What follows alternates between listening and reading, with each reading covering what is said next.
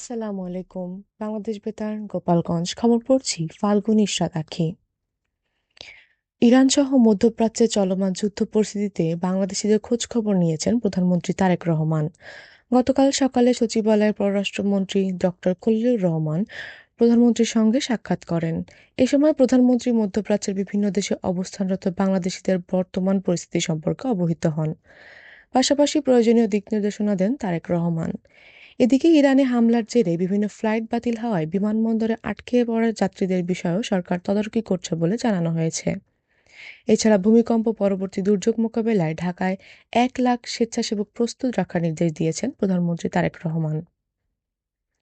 অন্তর্বর্তী সরকারের জারি করা ১৩৩টি অধ্যাদেশ আগামী ১২ মার্চ থেকে শুরু হতে যাওয়া জাতীয় সংসদের প্রথম দিনেই উপস্থাপন করা হবে বলে জানিয়েছেন স্বরাষ্ট্রমন্ত্রী সালাউদ্দিন আহমেদ। গতকাল সচিবালয় স্বরাষ্ট্র মন্ত্রণালয়ের সম্মেলন কক্ষে ফায়ার সার্ভিস ও সিভিল ডিফেন্সের কর্মকর্তাদের সঙ্গে মতবিনিময় সভা শেষে সাংবাদিকদের ব্রিফিংকালে তিনি একথা জানান। তিনি জানান, গত ১.৫ বছরে জারি হওয়া অধ্যাদেশের মধ্যে কয়েকটি স্পর্শকাতর বিষয়ও রয়েছে। তিনি বলেন, সংসদের নিয়ম অনুযায়ী কোন অধ্যাদেশ হুবহু গ্রহণ করা হবে, কোনটি সংশোধন করা হবে বা কোনটি তামাটি হবে, এটি সংসদেই নির্ধারিত হবে। এ বিষয়ে আইন মন্ত্রণালয় প্রয়োজনীয় প্রস্তুতি নিচ্ছে বলেও জানান স্বরাষ্ট্রমন্ত্রী। ঠাকুরগাঁওয়ে মেডিকেল কলেজ স্থাপনের চূড়ান্ত সিদ্ধান্ত হয়েছে বলে জানিয়েছেন স্থানীয় সরকার, পল্লী উন্নয়ন ও সমবায় মন্ত্রী মির্জা ফখরুল ইসলাম আলমগীর। গতকাল দুপুরে ঠাকুরগাঁও জেনারেল হাসপাতাল পরিদর্শন শেষে সাংবাদিকদের তিনি জানান, মেডিকেল কলেজের জন্য স্থান নির্ধারণ করা হয়েছে এবং দ্রুত এর বাস্তবায়ন শুরু হবে। তিনি বলেন, বর্তমান ২৫০ শয্যার হাসপাতালকে ৫০০ শয্যায় উন্নীত করা হবে। পাশাপাশি স্বাস্থ্যসেবার মানোন্নয়নের জন্য প্রয়োজনীয় ব্যবস্থা নেওয়া হবে এবং জেলা প্রশাসনের উদ্যোগে আরও একটি লিফট স্থাপন করা হবে। এ সময় জেলা সিভিল সার্জন ডাক্তার আনিসুজ্জামান, ২৫০ শয্যা বিশিষ্ট আধুনিক জেনারেল হাসপাতালের তত্ত্বাবধায়ক ডাক্তার ফিরোজ জামান জুয়েল সহ স্থানীয় বিএনপি নেতৃবৃন্দ উপস্থিত ছিলেন। ইরানের সাম্প্রতিক হামলার ঘটনায় সে দেশে অবস্থানরত বাংলাদেশি নাগরিকদের নিরাপত্তা নিয়ে গভীর উদ্বেগ প্রকাশ করেছে বাংলাদেশ সরকার। গতকাল পররাষ্ট্র মন্ত্রণালয়ের এক বিজ্ঞপ্তিতে জানানো হয়, চলমান উত্তেজনা আঞ্চলিক শান্তি ও স্থিতিশীলতার জন্য হুমকি হয়ে দাঁড়াতে পারে। শত্রুতা অব্যাহত থাকলে বেসামরিক নাগরিকদের নিরাপত্তা আরও বিপন্ন হওয়ার আশঙ্কা রয়েছে বলে বিজ্ঞপ্তিতে তুলে ধরে সরকার।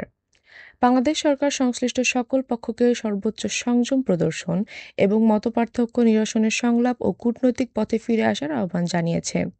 একই সঙ্গে বাহরাইন, ইরাক, জর্ডান, কুয়েত, কাতার, সৌদি আরব ও সংযুক্ত আরব আমিরাত সহ কয়েকটি দেশের সার্বভৌমত্ব লঙ্ঘনের নিন্দা জানানো হয়েছে। নড়াইল জেলায় বালুমহল বাস্তবায়ন কমিটির সভা গতকাল জেলা প্রশাসকের সম্মেলন কক্ষে অনুষ্ঠিত হয়। সভায় সরকারি বালুমহলের ইজারার মেয়াদ শেষ হওয়ার আগেই নিয়ম অনুযায়ী দরপত্রের মাধ্যমে নতুন ইজারা প্রদানের ব্যবস্থা গ্রহণের উপর গুরুত্বারোপ করা হয়। জেলা প্রশাসক মোহাম্মদ আব্দুল সালামের সভাপতিত্বে অনুষ্ঠিত সভায় অতিরিক্ত জেলা প্রশাসকবৃন্দ, উপজেলা নির্বাহী কর্মকর্তাসহ সংশ্লিষ্ট বিভাগের কর্মকর্তারা উপস্থিত ছিলেন। এখন শুনুন কৃষি সংবাদ।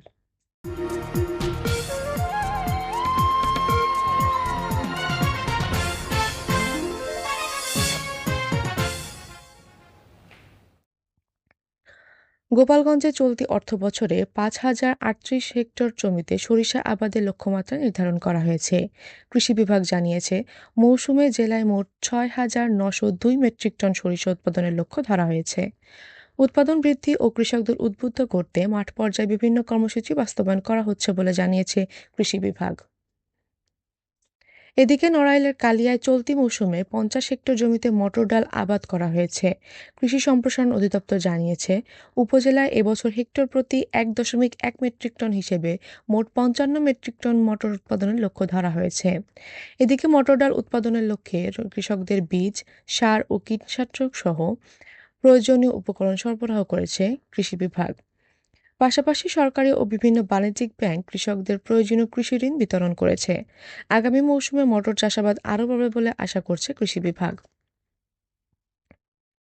জানিয়ে দিচ্ছি ইফতার ও সেহরির সময়সূচি। গোপালগঞ্জ ও এর পার্শ্ববর্তী এলাকার সময় অনুযায়ী আজকের ইফতার আজ সন্ধ্যা ৬টা ৫ মিনিটে ও আগামীকাল সেহরির শেষ সময় ভোর ৫টা ৪ মিনিটে। সবশেষে আবহাওয়া।